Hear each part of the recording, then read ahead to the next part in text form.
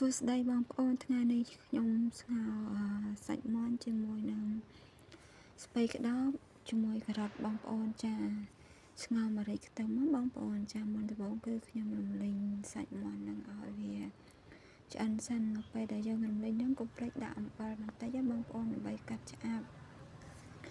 ចាយើងរំលីងវាឲ្យរាងស្ងួតទឹកហើយយើងដាក់ម្សៅស៊ុបខ្នុរដាក់ប៊ីចេងដាក់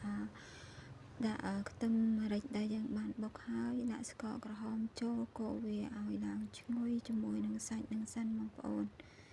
ចាយើងកុំភ្លេចដាក់ទឹកត្រីបន្តិចផងបងប្អូនដើម្បីឲ្យវាកាន់តែឈ្ងុយហើយវារសជាតិកាន់តែឆ្ងាញ់បន្ទាប់មកយើងដាក់ចាក់ទឹកចូលតាមបរិមាណបន្លែនិងសាច់ហើយយើងរំងាស់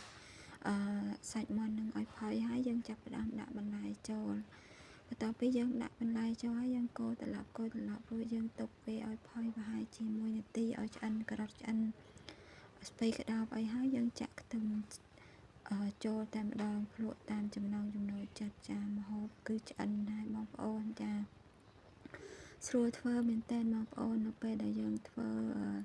យើងរលីងសាច់មាន់អញ្ចឹងវាអត់ឆ្អាបទេបងប្អូននៅពេលដែលយើងហូបគឺវាមានក្លិនឈ្ងុយហើយឆ្ងាញ់បងប្អូនអាចសាកធ្វើបាន